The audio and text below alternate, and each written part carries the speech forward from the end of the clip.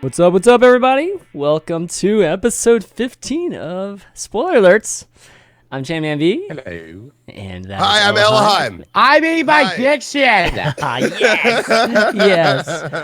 And we are talking about La La Land today. So there might be a little bit of singing and dancing from us today, which would be new. Chanman, not from Ellohime. What do you mean? But no dancing. Diction's been dancing the entire time. Maybe singing. I'm listening to the, you the promised soundtrack right now as we speak, and it's fucking. That's true. Definitely true. This is our first musical, right? Yeah. This is our first musical. I mean, it's not very common that there are at least movie musicals out. I mean, it's a rarity these days. It's a rare breed. Yeah. That was like back in the 40s, 50s, 60s. There were musicals everywhere, but then I mean, what have been gap, what have been the most recent ones? I mean, like Hairspray. Well, there was Mamma Mia. Oh, Mamma Mia, Chicago. Oh, I mean, right. Those are like Moulin Rouge. Moulin Rouge is like that was like 10 years 10, ago 15 or something. years Yeah, that was like Yeah. 15 years ago. I'm just naming what I can think of. It's a good movie. Yeah. Yeah. So it's very, very rare. People take a chance. At least studios take a chance on making movies like that.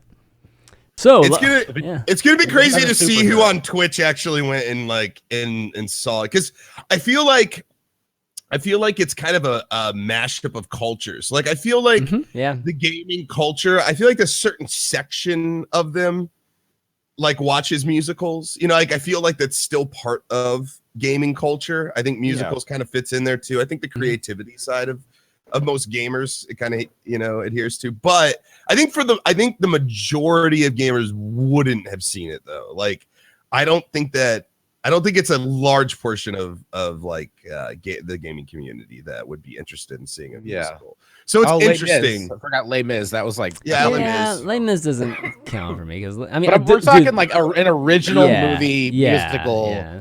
That was written specifically like for the screen, whereas Les Mis has been a play for like. And it's been redone many times. Dude, Les Mis is my favorite musical. Okay, so I'm not dissing Les Mis. I've actually never seen it. Really? I dreamed a dream of easily my time favorite. gone by. There we go. We got singing.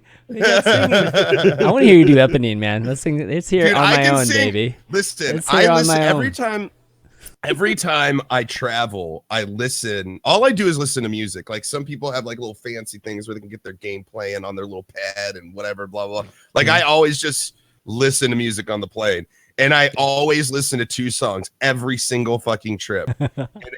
I Dream a Dream by Anne Hathaway. Okay. It's something about Anne Hathaway's song is the most recent version. Okay. Yeah. Oh yeah, man. It's right. fucking awesome. I love that song. Okay. And Mermaider by Death Clock, and I listen to those two songs every time I go on like any trip. I have like a list of like 500 songs that Cora's downloaded, and I just go through all of Cora's music, and those are the only two songs that I like. So. I'm just kidding. There's a lot more, but those are the ones I almost always listen to. Like my dream is to sing "I Dream a Dream" at karaoke one day, and I don't see how I'll ever pull that off because it's impossible for me. I don't think it's ever on karaoke lists. I've seen Death Clock live. Like I've seen Death Clock live on something before. Yeah, I was talking about Dream, but like Mermaider, I would sing all day. like that would be fun. That would be the greatest karaoke. If I could get like Diction up there and JP and like a few other people who like to do karaoke. And do like JP likes to do song. karaoke, really? Yeah, I've seen him do karaoke. I didn't know that. He likes to go to karaoke and sit and sing along, but he never actually goes up and does I could never see JP up there. He's a participant, singing. but he's not a karaoke singer. Holy crap! I don't know. I feel like I've seen him sing, or Zeke. Zeke's a karaoke. Zeke loves no question. Shit. Zeke would be a karaoke. Yeah, you get him any room, he's gonna try to grab attention. That's Zeke. Yeah. He's like karaoke. You mean I get my own stage and I get to people sing? Are gonna look at me and pay attention? I'm in. Let's do it. Well, listen, I want to warn you guys who are watching that for the first time, who maybe are jumping into my chat and being like, "What the fuck is this all about?" This is the show. Spoiler alert! This is a show that we try to do weekly. Usually weekly, unless something pops up. And basically what we're going to be doing is we talk about a certain movie, TV show, whatever that we picked the week previous. So last week, actually 2 weeks ago, we picked La La Land. And it's a movie that came out. It's a musical. We all went and saw it. And we're coming back today to discuss it for an hour, 2 hours, whatever, as long as we go. And we're going to pretty much cover everything about it. We're going to talk about what we liked, what we didn't like, just have pretty much an open discussion that most people would like to have about things on the internet, but can't because they're too scared about spoiling it for their family and friends. So this is a place where you can go and have that conversation and not have to worry about that shit.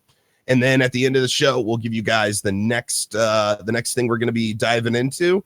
And just like a book club, you guys will take that week or this next week and go watch it. And then we'll meet back in a week and we'll talk about it. So we'll reveal what that is at the end of the show. But for now, we are talking about La La Land. Yeah, and if you want to join the discussion too, we have a Discord channel that we have people hang out in, and once it comes time to taking questions or having you guys add your points, we bring some folks on the show, and I just linked the Discord channel on there for any folks that are interested in that.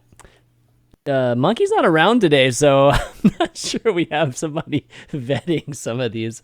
So I'll have to figure it out. I'm going to have to hop in there at some point and have you guys just continue talking. Sure. But just a warning, or not a warning, but just giving you guys an alert that I'm going to totally culture geek out when it comes to this, because there's definitely a lot of things about this movie that's completely different than any of the other stuff that we've talked about, and probably a side of me that a lot of people didn't know either. So it could be pretty cool. It sounds like diction. So what is the side of you that just, we don't know stuff about, that likes Chanmanv? to watch, what is it? Just He's a straight theater kid. Yeah, exactly. Like that. So what you're saying is that in this particular form of film that you are going to school us is what? Not school us. I'm just going to be talking about every little thing. I'm going to try to talk about every little thing. Yeah. Please don't school me. I don't think I'll be schooled in addiction, but But anyways, well, yeah. you might Land. have me because Land. okay, listen. Admittedly, before we even get into this, I usually try when I feel like I may have opinions that may seem negative. I always try to throw out that I understand going into this. Listen, here's my thing. I'm gonna throw this out there. All right, I'll have you start. I don't really like musicals that are like Mamma Mia. Okay. Now here's the difference. Like you get like a musical, right? And then you'll get like Mamma Mia and then like Moulin Rouge. All right.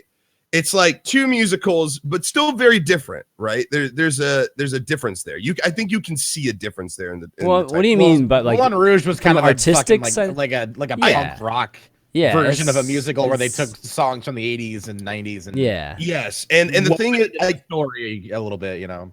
I guess it has to do mostly with the style of the story. I don't want like big choreographed stuff, like like that kind of thing. I want like feeling. I want emotion. Like when I watched Moulin Rouge, I felt like everything that they sang. Like I loved the music. I got into that movie. Like I loved that movie, and I thought it was incredible. And I think it's just the content, really. It's not the musical. It's just the type of music, the mood, stuff like that. Like if it's Mama, I went and saw Mamma Mia. I went with my girlfriend at the time when it came out, and I just was so fucking annoyed with everything. And I'm okay with ABBA, well, right? It's ABBA. Yeah, but I'm really okay with it. But so like, much ABBA.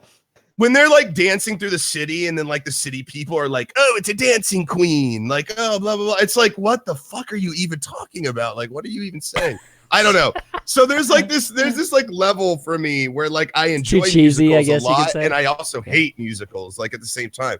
And this movie made me think it was Mamma Mia, and then at the end it was Moulin Rouge. Well, the first number is Mamma Mia. I mean, yeah, and that's what I want to talk about. Like at the beginning. Okay, let's just start at the beginning. I don't feel like the beginning song necessarily sets you up for what you're getting into with the movie. Like I really like it starts off very Mamma Mia. Like it starts off very like we're doing choreographed stuff over the cars and musical number with all these yeah, which I can respect. I love that. I love it the, too. Like, yeah, like, and see, but I hate it, man. What speaks to everyone about LA more than their traffic, and that's where the fucking picture starts. And I get where you're coming from, but like I'm with Chan. Like I love like Gene Kelly like traditional musicals, and I thought this movie was beautiful and awesome, and I liked it even more when I was driving away, thinking about the way it ended and the way the story went from like these big highs and like these big musical numbers,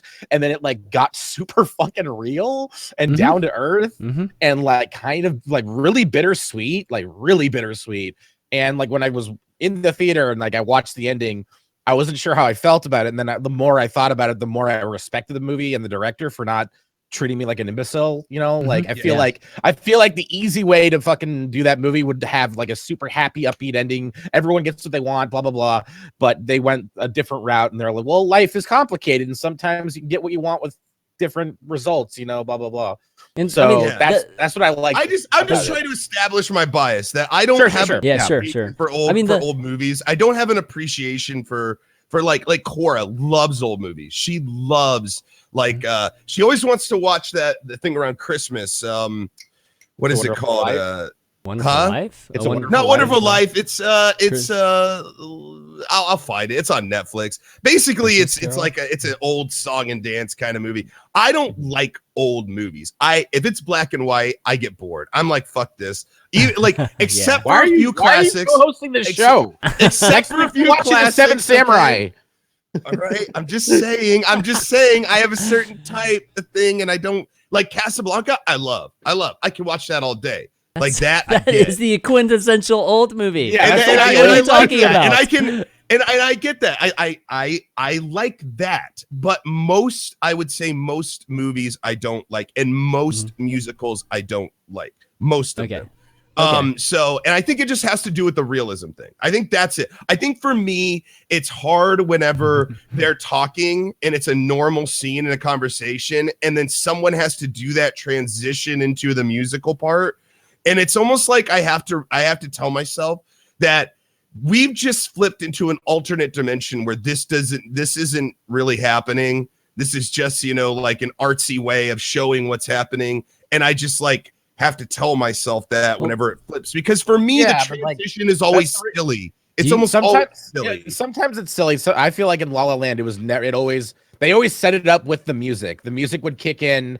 And then gradually I love the scene where they're walking back to their car and they're having a conversation, but then he starts kind of dancing a little bit, and they do that bit where they're like sitting on the bench and they're moving to the music. I like that. That got me. Like, I was like, that's fucking beautiful. That's a good way to transition into the sing song dancey stuff, I mean, to be honest, there weren't many scenes that were like breaking into dance. I mean, it was like the first number was by far the biggest one that was what you hate, Ellohime. And then the scene the pool party was a pretty big number too. Yeah, the pool party. I mean, them, like you were when she was in the yellow dress, when she was in the blue dress too. There were a couple times, but then the second half of the movie, like there was barely any of that. I mean, most of it was like these kind of just kind of fantasy scenes where, they're just imagining things. So it wasn't like, oh, they're just walking around and all of a sudden, yeah, let's just dance all of a sudden, which I think is the thing that you hate the most. And that's why I say, like, it starts off Mamma Mia and then ends Moulin Rouge, because like everything halfway through, I start to like. And it wasn't until the end of the movie that I went, oh my God, I love this movie. And it's a brilliant movie. I really do love the movie. I know I'm saying like I'm biased over there. It's only because of the first half of the movie. I just fucking, I don't know. It's not that I hate it. I don't know. I'm just bored by it. Because it just feels so frivolous. And like, it just feels so like done so many times, like the happy dance number. Well, and shit. At the end, they showed us something new, and we'll get into that when we talk about the end. But like, they showed us something really unique, something very powerful, something very open and vulnerable, and like and accumulating, and like it's a long time goal. But like that, I feel that song, when he's on the piano and playing that. But like. A bunch of strangers dancing in traffic. It's just like, well, maybe, I told you guys, maybe there wouldn't be so much traffic if they wouldn't just fucking start opening up, doing a dancing. No, it's like every time that it stops for 2 seconds, people are just start dancing. And then it's like, well, now nobody can get anywhere, Yeah, no, God. No, I'm just saying it seems silly to me. I don't know. For me, it's like, it was really important. And don't get me wrong, I thought it was over the top too. And there are actually a lot of things I liked about that first scene, but generally speaking, it was over the top, but it needed to be over the top because the reason why this movie is so special in my eyes is because it does meld modern, a lot of things that are modern to just movie making, and even the actors. I mean, we got two modern actors like being in a movie like this, mixed with a lot of the old style. And so we need to actually establish that there's this old style aspect to it, so that there is this kind of synergistic, element to combining the two, and that's what makes this thing so unique. But the first scene, to be honest, like the minute it started happening, I'm just like, oh, this is an interesting start, like a mob scene basically. But then I started like looking at what they were doing with the camera. Like I freaking love shit when they like we'll pan the camera, make a scene change, and then pan it back. Oh, dude, I love that shit. I love it when they can just come, like it's just like a simple camera trick, and they can change scenes. Like it's it wasn't even good. like the how smooth and how brilliantly choreographed the camera movement was. It was the way they put you into the fucking dancing. Yeah. Instead of these big wide, angle shots of everyone dancing, it was a lot of you. It felt like you were there in the number with these people dancing along with them, and I thought that was what made it more exciting for me. Yeah, it made me so excited to be. It felt like I was a part of it. I wasn't a spectator. I was like in the musical, and I thought that was like brilliant on their part, because a lot of musicals play it safe and shoot from like super wide big angles, like the Bugby Berkeley, what's his name, Bugley Berkeley, he did all those old I know like you're talking about synchronized swimming, like the women swimming and right stuff. Right. But there are always these big long shots where you can see everyone at once and stuff. And like, I really dug that it just like put us right in there. Well, it started that way. It started like it showed you like this giant highway, right? That was just full of people. And then they would show all these people getting out of their cars. But then it started to kind of zoom in and then like flip to one side, and there'd be like a little solo number by somebody, and then they'd flip to something else. And it was just, for me, it was just like these camera tricks that it's very low budget, to allow you to create a whole scene like that. And it's very cool technically whenever I see things like that. And then like, even just the dance number, I was actually surprised. So Mandy Moore is the choreographer, and it's like, she's somebody. Not the same Mandy Moore, by the way. Not the same Mandy Moore from a Walk to Remember, okay? I was like, from Walk to Remember? No, not that Mandy Moore. It's a different Mandy Moore. She just dropped music and started choreographing shit. Well, good for her. No, but anyways, Mandy Moore, she's been one of my favorite choreographers for a while. I love So You Think You Can Dance, and Mandy Moore is like a regular like choreographer on that. But she usually does contemporary, so it hasn't been until like the last 5, 6, 7 years that she started to kind of branch out.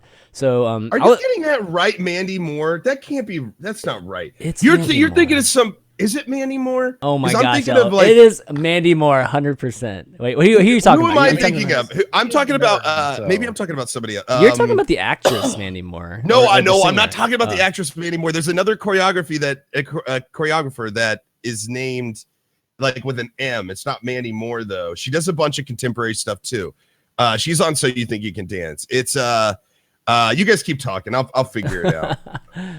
Oh gosh, you're talking about Mia Michaels, right? Mia Michaels. Mia Michaels is not. I was like, are you sure it's not Mia Michaels? No, it's not Mia Michaels. Mia Michaels. Mia Michaels, Mandy Moore. Come on, they're both contemporary. They're both start with M's. Okay. Come on, they both are contemporary too, but Mandy's been more current. Mia hasn't been on So You Think You Can Dance in a while. Mandy Moore. Her name is spelled exactly the same. It's exactly the same. What the fuck? Anyways, she's a super great choreographer, and she's been doing more mainstream stuff. You see her being hired for TV shows and other movies too that have some kind of dance scene. So it's great actually getting a chance to see her, because I feel like So You Think You Can Dance actually is really elevated not just dancing in the mainstream, but also just a lot of these choreographers that we're seeing. I actually thought it was Nappy Taps that choreographed the whole thing, but it didn't end up being that, and that's cool too. But anyway, she choreographed that whole thing, which was again amazing, and everything else too. The stuff with just two people, like just Emma and Ryan, like that wasn't surprising that she did that. Actually, in fact, it's so sad because I actually recognized some of like a lot of things that she normally puts in her choreography. So I wasn't surprised. I was telling my wife like this is definitely somebody from So You Think You Can Dance, either Tice or Mandy for sure. And then my wife was like surprised at the end, and I'm like, yeah. But anyways, I felt like the camera work just generally in the whole movie was great. Like, you know how like you do the a lot of times whenever you're having somebody, maybe most recently we've seen, like all the gamers have seen, you know, remember at BlizzCon when like Weird Al's like walking through the backstage and the freaking camera's like following him, you know, as he's walking. Do you guys remember that at BlizzCon? Or Oh, no. or when somebody's in the backstage, they come out of their dressing room, right? And there's a camera there that's just following him as he walks down the hallway, and you literally like have a wrestler. yeah, kind of like a wrestler, like that kind of thing. Yeah, they did a lot of that during the movie, and it's really cool. I like really love that style of camera work. So yeah, whatever award they give for camera, is that cinematography just for camera work? Is that what the category is? Ello? Best Oh, I have no idea. I have no like, idea. just for camera, just for whatever the camera work is, in a movie. I can make a guess, but I don't know for sure. Yeah. Well, whatever it is, they should win it, like hands down. Like it's not Best even cinematography. Yeah. I like the cinematography quite a bit, but there was a couple scenes that I didn't like. When she comes out of the bathroom after singing and everything's still, and then the dude jumps into the pool, and then they just start spinning the camera. I was like getting nauseous. Oh, I know what you mean. It did get yeah, it was a little dizzying. That one. Yeah, was a little dizzying. when they started to do that, I was like, oh my god, like fucking song Bathroom overload, time. visual overload, Bathroom like, time. Yeah, like I saw that was the only thing in the whole movie that visually that I was like, I can't fucking handle what's happening in front of me right now. I mean, no, I know maybe you you should grow up. I'm just saying. Yeah, I think you guys can agree that was kind of a weird way to end that song, and kind of not a visually appeasing way to end that song. But I no, get motion sickness, so I liked it. Yeah, I didn't. You like that at the end? That'll just like circle and just like faster and faster. I don't know. I don't know. I felt weird. It felt like such a I don't know, like a weird way to end it. It was almost like it was like a dream sequence, like at the end. A little, like, a little bit. It's like old school effects type of thing. That's what I mean. Like again, with a camera, they didn't use a lot of modern effects. They were trying to use some old styles, which was kind of interesting. What do you guys think about the music? Oh, go ahead. No, go ahead. Yeah, no. I was just going to say was yeah. Go ahead.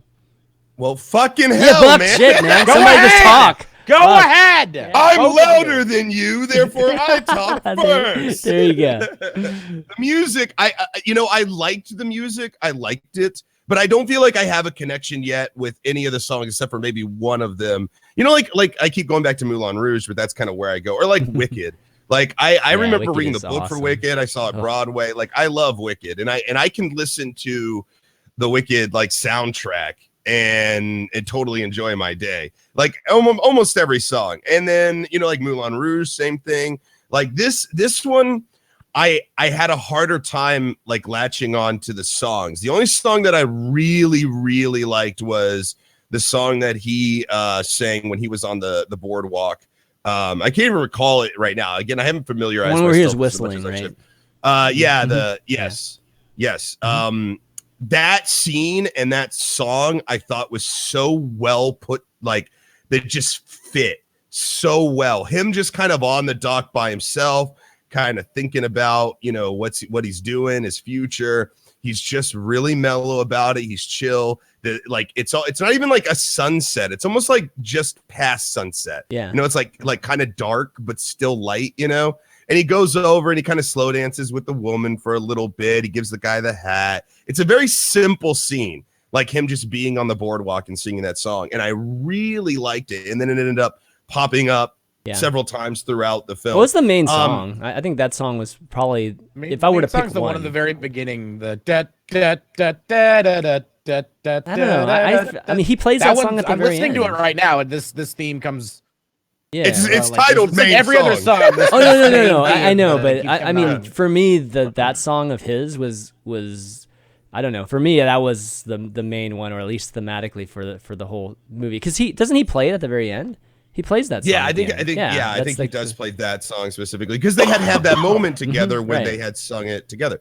And I thought that song was incredible. The rest of the songs, I'll have to like just sit down and listen to the album while I'm doing something, like just throw it up on Spotify. And I'll probably end up liking more of them. But the only one that stood out from that couple of hours that I watched the film was that song. All the other songs are just like mishmashed in my head. Like they all sound the same pretty much right now, except for that song. So as far as the music was concerned, I thought the music was good. I never thought this is a horrible song. This is the worst song ever. But you know what I'm talking about. When you listen to music, everybody has their own little process, and it can be different for different people. For me, usually when I like a song, it'll hit me really hard right away. Like I'll know within the first 30 seconds if I love this song or not. It'll do something, it'll make a change, it'll hit a note, it'll whatever, and I'll just be like, I'm in there. I love it. Get an emotional response, kind of pretty much. Exactly, yeah. And it's hard, it's hard to find music like that for me because I'm very picky about my music. I like all sorts of music, but very picky about it. So I felt that way one time during the movie, which is rare. I may not even feel that at all, during a whole musical until afterwards when I start going through the CD and I start listening to it. I think when you start familiarizing yourself with it. Yeah. But yeah, that one song I thought was incredible. Just a nice, easy listening. It's just a relaxing song. The way that he presented it the first time we hear it. Yeah, the one about the stars and no, that's Diction. What'd you think? I love the music. I went into it knowing the director is like a huge jazz musician fan and I think player too, because his first movie was Whiplash, which is all about jazz drumming and jazz, like big band jazz. So I went into it knowing there'd be a lot of jazz, and I was not disappointed. It introduced me jazzed for it. I was jazzed for it. and I love the scene where he explains to Emma Stone why jazz is fucking awesome. Like that was it was convincing. Like it was like, oh shit, like now I want to go to a jazz bar and just listen to some fucking like freeform jazz. It sounds awesome. Yeah, have a nice stiff drink and just like sit back and enjoy it. So I like that. Cool. And I'm happy that that's like a thing, like it's like the movie, the reason I like this movie is because it does a lot of old school stuff really well, but then it does a lot of like, modern stuff just as well. And it blends them together seamlessly. Like there's a lot of that like old style Hollywood, like dance numbers and musicals and stuff. And then like when it gets into the reality of what it is to be a struggling actor or musician in Hollywood, like it doesn't miss a beat. It goes from one to the other. And it all feels like it's still connected and together. Like there's this, it's got charm, I guess. It's like all of it's very charming, but at the same time, like it's grounded in reality, and you can totally like connect with both of the main characters, like from the get go, just by seeing them going through their day to day like schedule. That was what I thought was probably one of the most impressive things about the movie was how it looked. It made you feel like you're watching an old movie. But it's modern times. Like whenever he's on YouTube, like there were parts in the film that made me go, "Oh, we're in modern times still." like again, when he was on YouTube, I was like, "Oh, they've got YouTube. Oh, of course they got YouTube." Blah blah blah. Or like their cell phones, or where like there would be certain things that would pop up, and the jabs at the Prius are my favorite joke. Yeah. It's like which car's yours? It's a Prius, and the fucking whole street is lined with Priuses. Yeah, but that's the thing is like it I think it did such a good job of hearkening to those old movies and the way they filmed it. It was so hard to sometimes remember that we were in like a contemporary setting, like a modern setting, I guess I should say. Yeah, and it's kind of fantastical in that sense. Yeah. And the thing is too, I think it was very smart of them to do some of the shooting on the Warner Brothers lot, because it for some reason it brought that sort of old school film feel to it, like the excitement of shooting a film or getting your first gig and stuff like that. And she already kind of works on the lot. And I don't know why, but I think that just makes it feel, because everything looks a little like, everything looks a little fake there, but like it kind of lends itself to a musical at the same time. Because in a musical, usually you have sort of more fake backgrounds and kind of more, it's more of like a Broadway production. Sometimes. And I think that it comes across in the scenes in film, not just in this one, but when you have those kind of scenes and you have those, that kind of musical atmosphere, when they're on like a movie set lot, it still seems natural. because it doesn't seem like Broadway or made up or anything like that. It still looks like a musical, but it looks like a musical because it's in the place where they film musicals. But it's still but it's still a real place. Well, so it's interesting. I thought it was kind of cool. It made me feel differently about this, like the setting where it's all taking place, because sometimes again it's that silliness that gets me.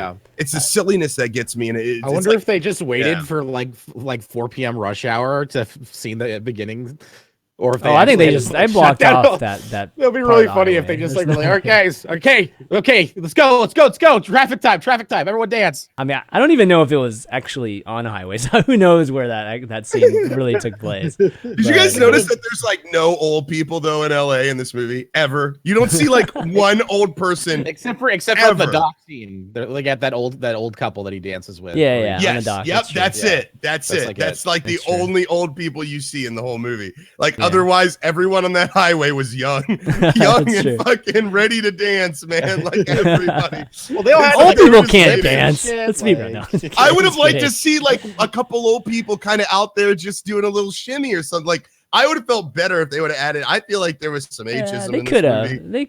I feel like they should have added a few old folks out there. That would have been great. Like one guy's all parkouring with a fucking stupid ass happy grin he's got, and he's like doing a front flip, and he's like jumping like a tiger over here. And then you just got some old guy just kind of like in a top hat. Some old guy just kind of like going like this in the corner. They had the truck driver guy, the kind of heavy set truck driver guy, kind of walk up and do like this when they open up the back and there's the band playing. Man, how long have they been waiting there? Like to play, They've been practicing that entire time in the trailer. They're like, one day while we're moving around, we're gonna take our band, we're gonna make it big.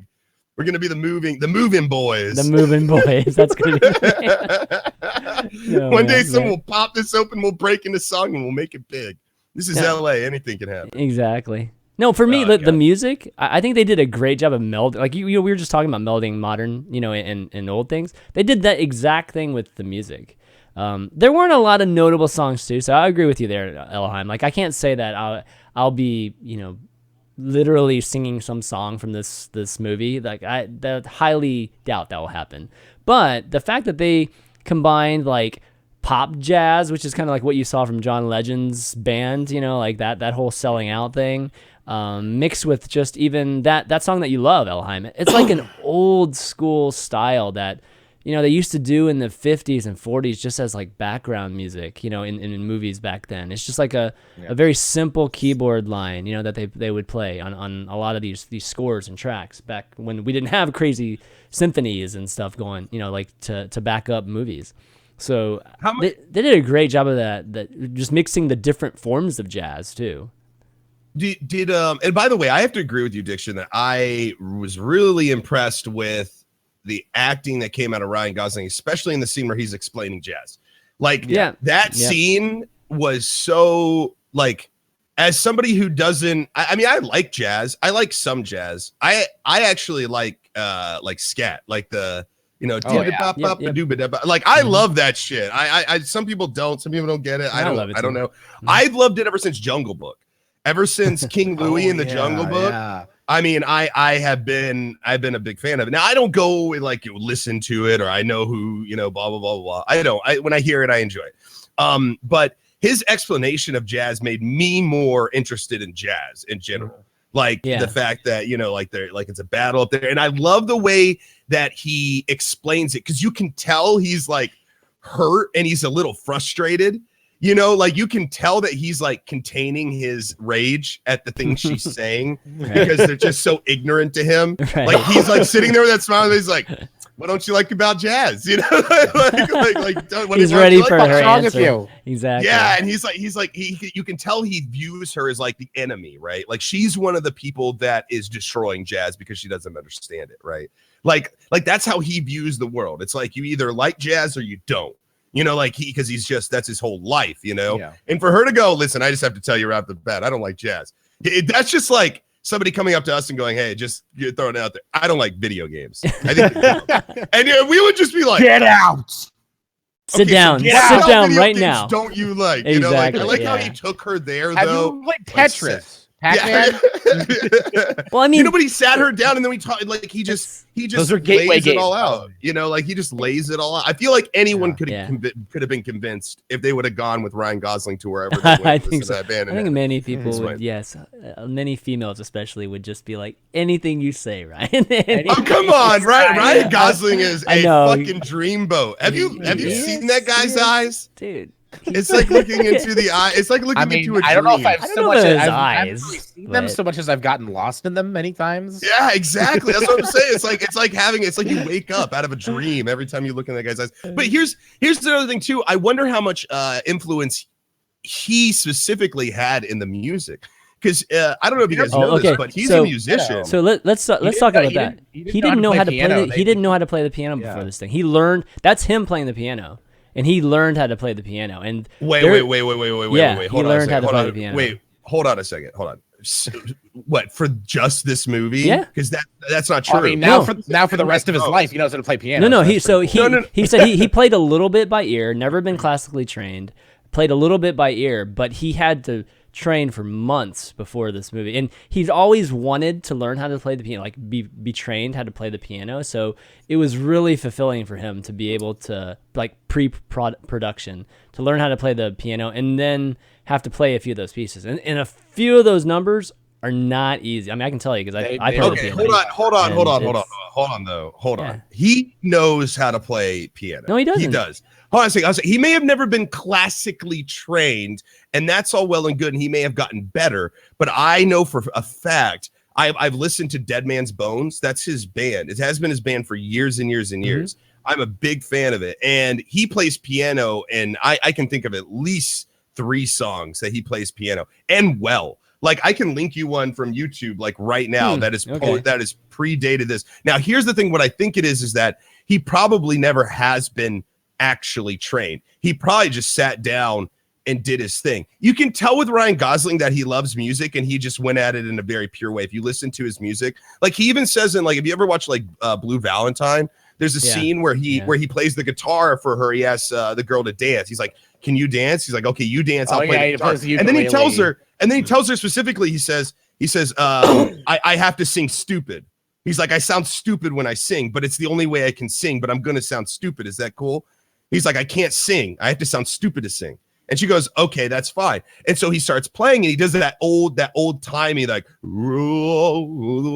it's almost like he's got like a deep guttural kind of thing. You can tell he's not actually singing. Like, he's not a good singer, but he's got this one type of voice down really well. It's almost like an imitation. So I give you that he's not like a complete noob to the keyboard. That's what I'm saying. Like, and he can, he has some familiarity and can play. Like I said, he's played by ear before. This is all from an interview. Yes. He said he's played by ear before, but never really played, and so he had to train really, really hard. So he had an affinity towards it, obviously, right? But still, it takes a lot of work to. I mean, those numbers weren't that long, but it still takes a lot of work. I'm not to, trying to take anything away from him. I'm saying that the guy didn't just go into it not knowing his scales, and then he just came out playing that way. Like he might not have known his scales, to be honest, but he at least had familiarity with moving his hands on the keyboard. And he's like I said, he's been in a band for many, many, many years. And if you guys don't know Dead Man's Bones, you guys should go check it out if you like. It's a very powerful sort of chill sound. It's kind of weird to put those in powerful together. Chill. Yeah, it's like powerful chill. Yeah, like it's very. What I would start out with is if you're gonna check it out, look up Name and Stone. Name and Stone is very good. He does it with a choir. A lot of his music actually has children's choirs in them and stuff. So so he actually had a musical background for going in this, though I will say he doesn't ever seem in anything I've ever listened to that he's been classically trained at all. Seems like he just picked it up and started making music. And I think that's what I like most about it. But I wonder how much influence he has in some of these songs, because even the main song, the Stars Out for Me kind of song, that sounds like a song he would have played in Dead Man's Bones. Yeah, like that sounds like a song that could have came. Maybe he wrote that song. That sounds, or maybe it had simple. something to do with the melody or something, because that song really, when he did that song, I go, oh, this is Dead Man's Bones.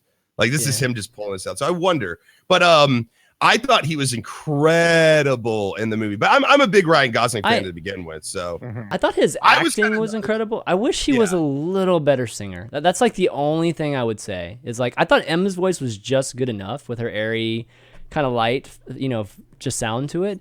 But I just wish Ryan was a tiny bit better of a singer, just because I didn't think he reached like that minimum bar for what could have been. He didn't really have a lot of songs where he had to project though, like the first musical. But even the one that Ellohime talked about, him and Emma, like was kind of it wasn't much of a song. It was like a conversation song. Like they're doing a back and forth thing, so they don't really need to be loud and boisterous and like full of energy. Like they're just. It's not like Les Mis, right? Like that one has a lot of.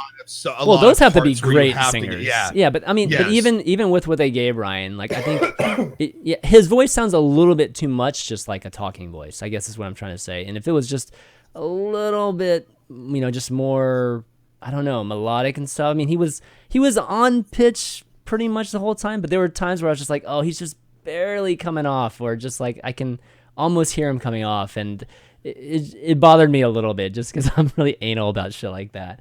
But that's how his I felt acting about was Emma great Stone. though. His acting was great. See, Emma she's not the greatest singer either. Don't get me wrong, but I think it was just good enough, just that airy light tone, because there were a few moments where she's singing really she's singing quietly and very soft, and it's very just leisurely, and it's not easy to sing like that. I have really bad hearing, and apparently theaters these days don't respect me for that. So they so like the volume levels will be it's like the same with Captain America too. Like I was having a hard time hearing conversations in quiet scenes.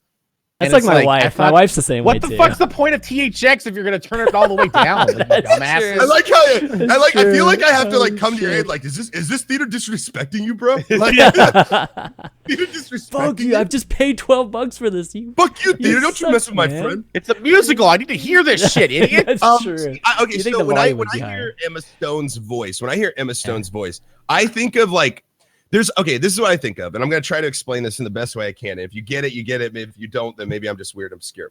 So I see her as this certain type of voice, this kind of soul, a little raspy, a little whatever, but it's this very, it's almost like a voice that has a little bit of pain to it. It's like Zooey Deschanel, but on the opposite of the opposite end of the spectrum. So you've got Zooey Deschanel here, right, which is on this side, and she keeps that that kind of soul-y kind of tone, but then she goes higher. She'll go into the ooh kind of things, and she'll kind of take her voice high. Whereas Emma Stone actually goes low because she has a naturally low registry. She has almost to a point sometimes in the songs where she's a little gravelly to me. She gets it. Her voice is gravelly. I mean, just her talking. I know, that's what I'm gravelly, saying. Yeah, so. I mean that's what it is. And so I don't think either of these people were great singers. I don't think either of them could really give you I'm not a musical person, but a serious note. They couldn't give you a high, whatever. I guess high G is the biggest one. I don't know, but But it's almost like they were good enough, both of them were just barely good enough to do what they had to do, and thank God the songs didn't require them to do anything powerful, because I don't think they could have pulled it off. I actually think Emma's head voice could go higher than you think she could go. Her normal voice, her head voice is not very high. You're right, but she would, those airy notes, she would sing her higher notes up there. It just makes me think, oh, she can actually go higher if she wanted to flip, and I mean, when she flips, she can go higher. But even her high voices sounded a little low. Really? She kept it's almost like she kept a lid on things. It's yeah.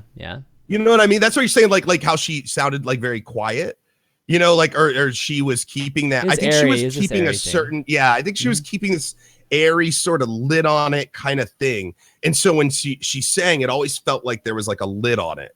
I never felt like she really Yeah, I know what you mean. And but it's we're making, we're kind of I'm obviously critiquing that part of it, but I think that's the charm that everybody likes about it. Though, they're not the greatest dancers either.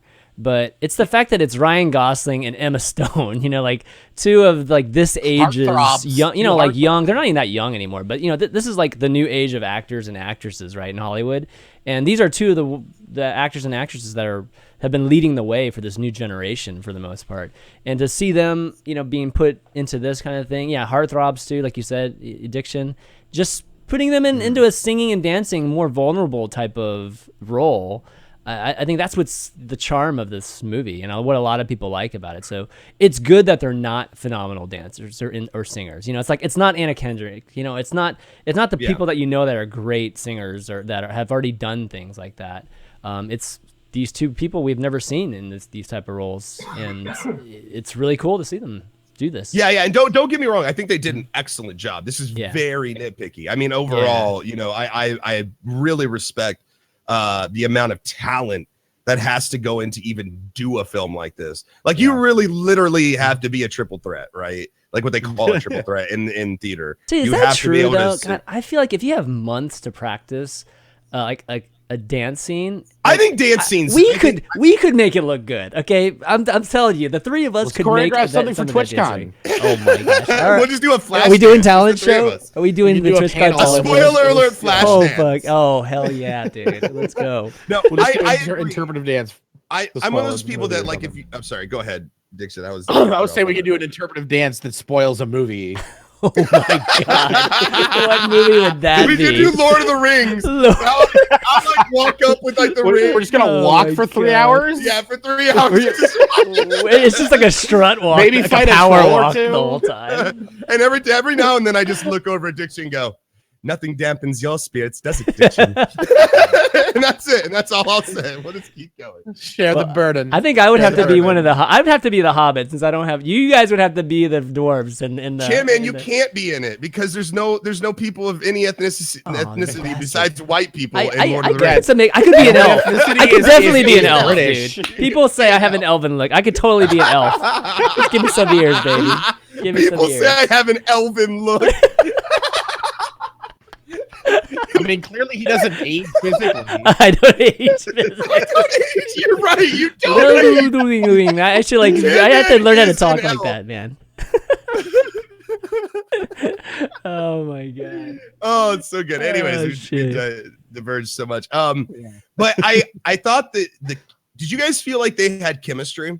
Oh, for sure. Yeah, definitely. No question. I agree 100%. The movie would have fucking flopped for me if there was no believable chemistry between them. They have great chemistry in all the movies. Like even I mean, honestly, Emma Stone's just such a natural. She's awesome. Stealing actress. It's really hard to not have chemistry with her if you're like opposite her. You know. Yeah, but like everything she's even in the bad movies she stars in. She's like the good part of it. Like she's the good, like the only like shining light. Are we still pretending that she's hot though? Like, are we still pretending that Emma Stone is hot? She's got that nerdy hot thing going. Got that, the girl next door thing. She got the nerdy hot thing going. She looked insanely thin in this movie. Did you notice that? She's always thin, though. I know that she's always thin, but if you look at her in some of those dresses, her arms, I am like, holy shit! Like, eat something. Like, honestly, like. Her like I got a body shamer, man. I'm just saying, no, it looks unhealthy. Some of those scenes, like when it shows her back and her arm, I thought, you know who I thought of was Kristen Dunst. Kristen Dunst.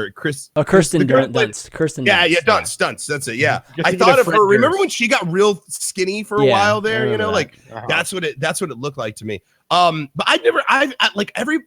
most guys find her attractive. In this movie was the first time I ever agreed.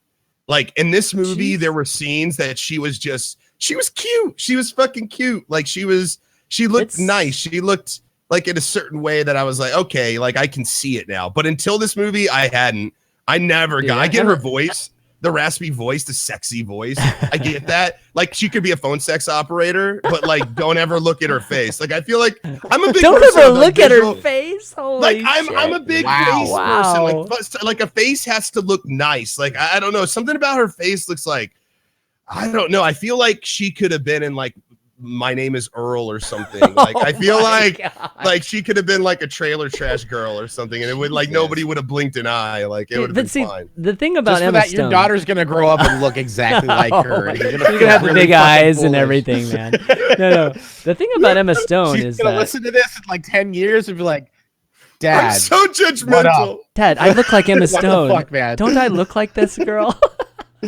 No, the thing about Emma Stone, man, is that I mean, I think most people in Twitch chat right now and everybody, I mean, she's hot, okay, but she's like nerdy hot, and her personality is, I mean, the coolest person. If you ever see her in interviews or anything, like she's just a fucking chill person. That girl is. There was one time where she like won an award, and her speech was that her brother was there, and he wanted her to read something if she won, and it was basically her like saying to like one of like this hot actress that's in the crowd that her brother's single and he's available, and it cuts to a shot of him and he just winks at the camera. Exactly. It's the funniest shit ever. Yeah, I mean, it's like, you know, like the Teen Choice Award. Look wise, she's not the hottest girl. There's no question. But when you add just her personality, she's crazy cool, man. And as an actress, is there any other actress that you can think of that can emote the way she does with her face?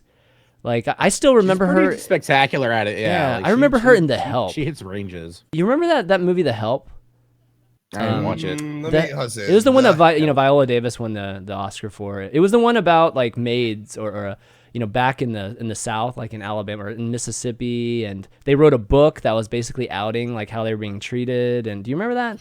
Anyways, Emma Stone was like the writer in that movie that that provided this vessel for them to get their stories out, all these maids or nannies and whatnot.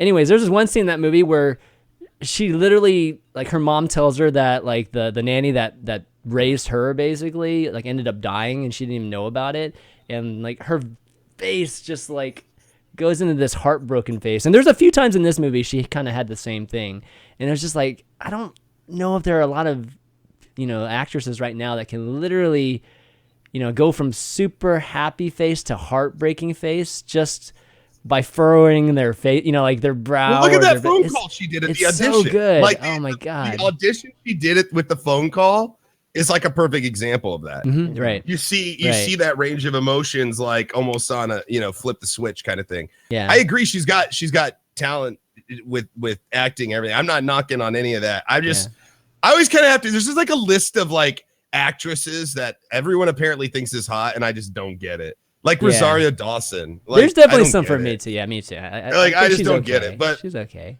But anyway, what I was saying, in this movie, I actually found her attractive. I think that they did her wardrobe really well, except for she always seemed to be wearing a bra that like stuck out too much. Did anybody ever notice that? I didn't even notice that. You're really harping on her physical appearance. I really am, man. I'm sorry.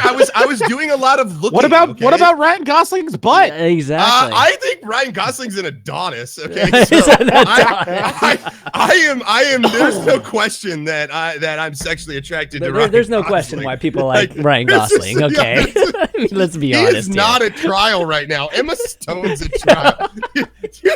What? Come on, Ryan Gosling. There's nothing to say. The guy's beautiful. He's flexible and he sings. And I don't know. Maybe the bra thing is like an old style thing. I don't know. Maybe. But I didn't know if I'm the only person. Anybody in chat? I'm just saying. Yeah, somebody noticed the bra thing in chat. Yeah. Okay, so somebody did notice the bra thing. Okay, so somebody else noticed that. Like Cora noticed like whatever. Wait, it was Cora? Yeah. Oh, well, okay. Thanks, babe, for backing me up. Oh, yeah, that's Cora. I didn't even notice that. Oh, that's Cora. Yeah, take me seriously. Yeah. There's something about her bra that, like, everything she was wearing, you could, like, it was weird. It was like, like where the nipple would be, like where if she, like, had hard nipples, like where they would poke out, right? It was, like, all the way across. It looked like it was, like, something underneath that was, like very sturdy, like it looked like there were like shields across the top of her breasts. Like armor dancing so her boobs don't jiggle a whole bunch and get distracted. Maybe that's what it was. Maybe that's what it was, and that makes total sense, right? Like I get that's that. why they're sports bras, Let me see. Emma Stone bra Oh my. Anyways, I'm done harping on this, but either way, there was some. That's what we review on this show, guys. You Bras can't put and me everything. 2 hours in front of a female, just having me look at her and me not comment or notice some things. That's part of the film, right? The casting, okay? We have to look at these things. All right. Man. I think she did fine. I don't get the bra. There was some other things that I wanted to kind of talk about. How about go ahead. How about J.K. Simmons being put in a role where he hates jazz, given that the director was the guy who did Whiplash, and I thought that was pretty funny. Wait, what now? The J.K. Simmons, the bar owner, he was the owner of the restaurant, and he wouldn't let Ryan Gosling play jazz. He only play the Christmas songs and shit. But in Whiplash, he was like obsessed. He's so obsessed with jazz that he's like abusing his students to try to get the best performances out of them.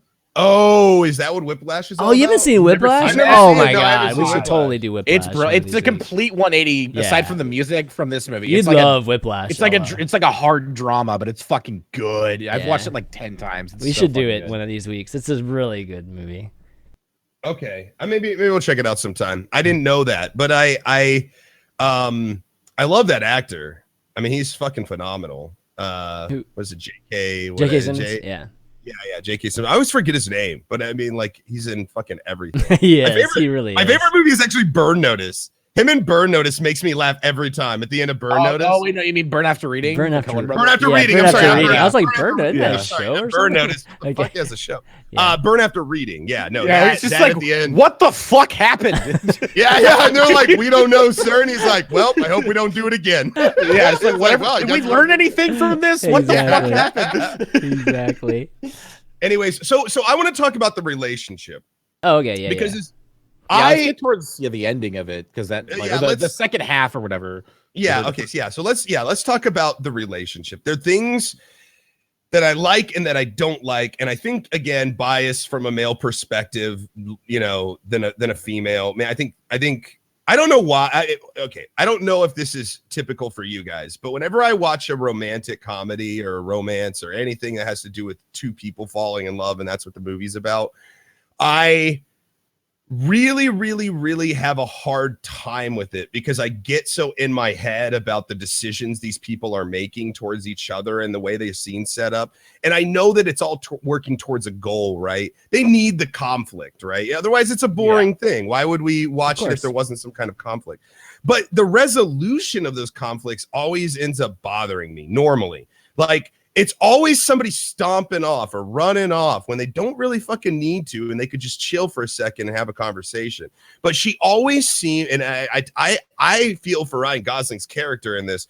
I feel like he did a lot to try to elevate her and help her and be there for her, even with a busy schedule. And she just, I feel like she was really combative and then it was not good at like conflict resolution. And it bothered me. I like the scene when they go to dinner, right? She calls him like, I miss you. I haven't talked to you in a couple of days. You can tell she's starting to feel a little, lonely or whatever, he feels distant to her. And when she comes home, he's got fucking dinner cooked up. He made a trip just for her. He was going to leave really early in the morning. It probably put him out, did this whole thing. And then she gets on to him about, the music and stuff. Do you love it? Are you doing it? What about your dream? All that shit. Listen, I know better.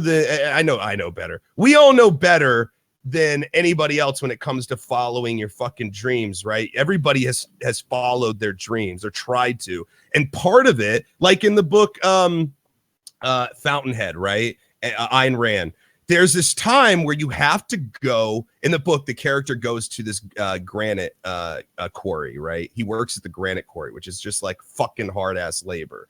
And there's sometimes in order to follow your dreams, you have to go do a shitty job you don't like doing.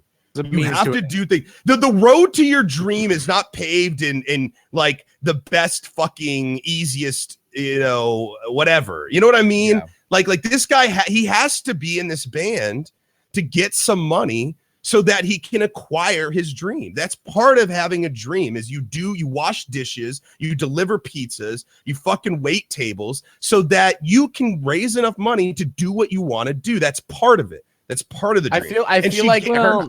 I know. I feel like her side of the argument wasn't so much. I feel like she understood that. Like I'm pretty sure she even mentioned it. Like she understood that it was a temporary thing, but then he kind of replied like, well, it might not be temporary. It might be for years and years and years. And she's like, well, that means years and years and years of their relationship basically being put on hold. Yeah, so that was what was his argument. Like, but it wasn't so much about him losing his dream. It was that he was selling out a bit, and also he was clearly unhappy, and like that was the thing. No, I think I think what really bothered her, or like what made her talk about it, was the fact that he was giving up on his dream, because he did talk about it as if it was long term. He's like, most people would be super happy about where, like most people's dreams are to make it, like to actually make music that people like.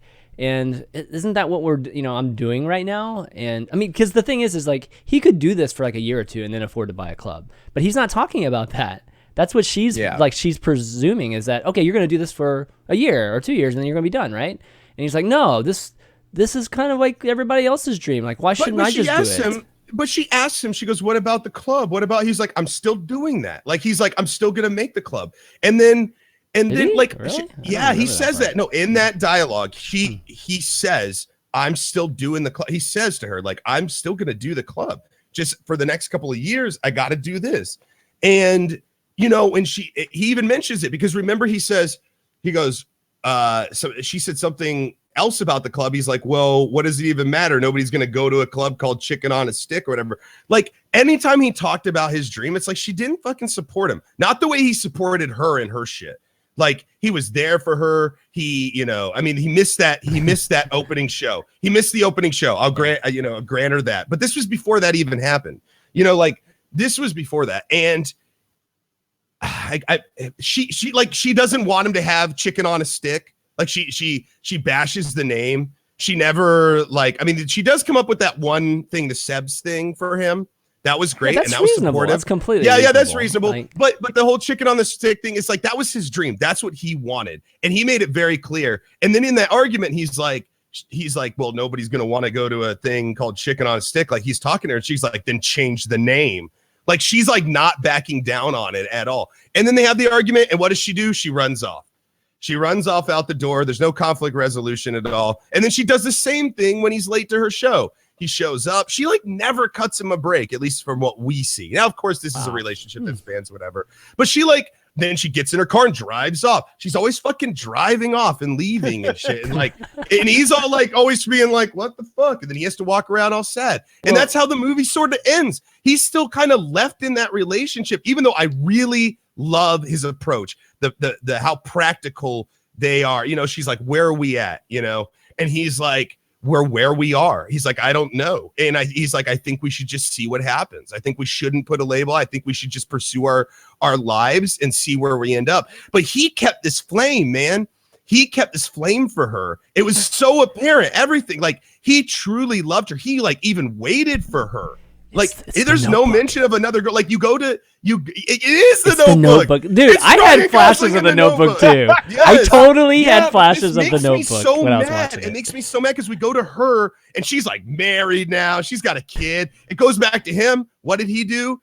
He fulfilled his dream and he made it. It's like he made a temple to her. He made a fucking temple to her. That is what that club was a temple to her. Yeah. And she walked into this temple. Well, I don't know. And he lays out. Oh, it is. It is. It's a tribute to her. The fact they names it Sebs and everything. That's his naming dream. It Sebs, true. But at the same time, it's like a very particular way they set up the scene. It goes to her. She's in the house. She's with her husband. She's got the kids. And then it goes to him. And you see him in his house. But there's no women. You expect him to walk into the kitchen and there be one woman hey babe, blah, blah.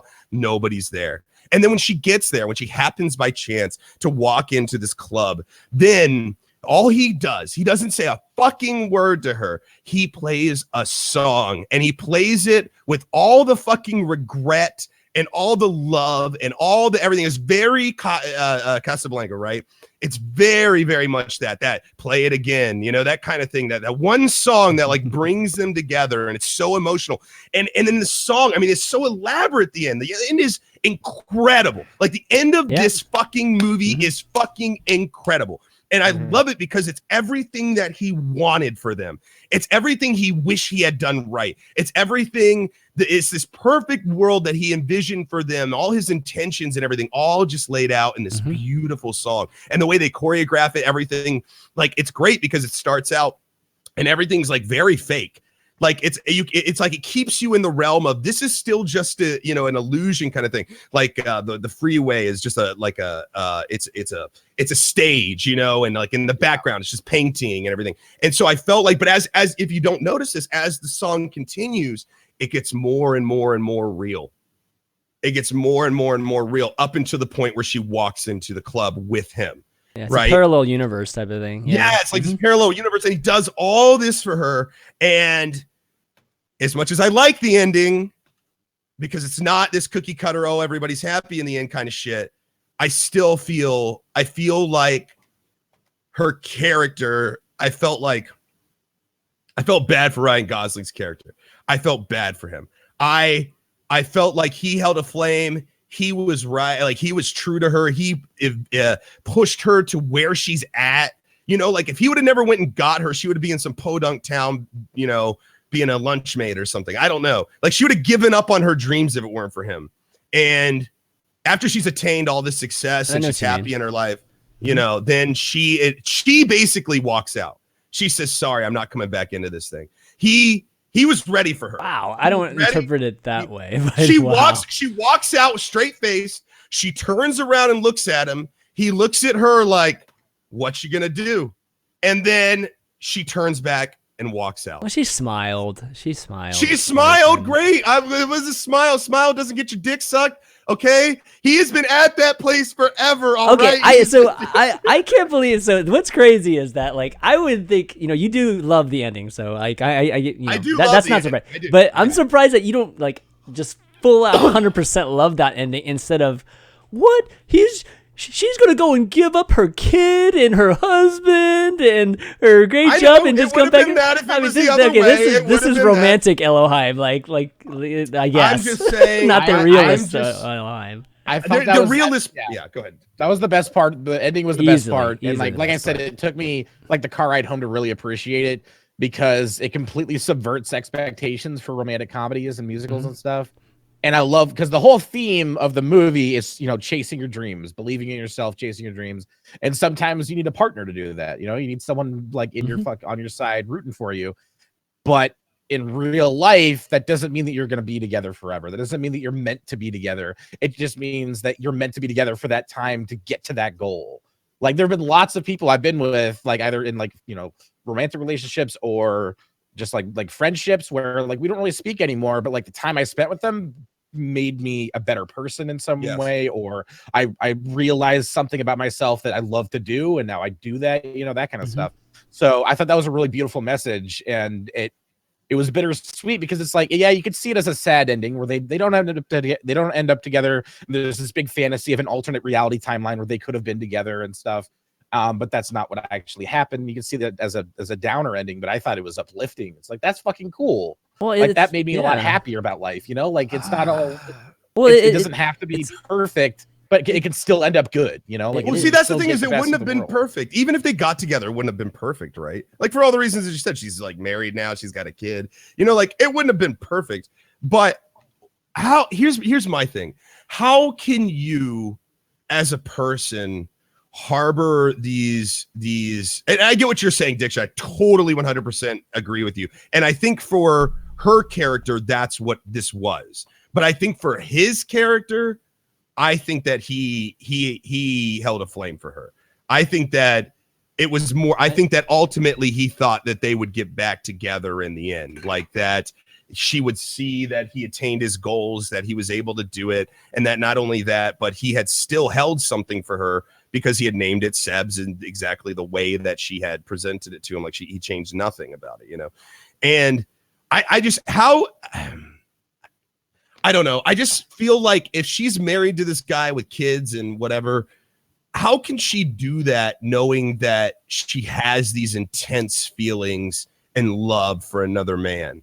Like, can you ever really give yourself to somebody when you have these kind of emotions and these kind of feelings? You know that out there in the world, there is this other person that you love, that you wish you could be with, but just because of circumstances and things that got in the way, you know, you aren't able to get together. Is it fair that she get with somebody else and have a kid knowing she feels that way? Like, it makes it like, these are the things that I think about when I just start watching a romance movie. You don't know how she feels about the new guy either. You know, like, there's a lot of missing it's 5 information years here. Later, so like by then she's guy was a out of douche. You could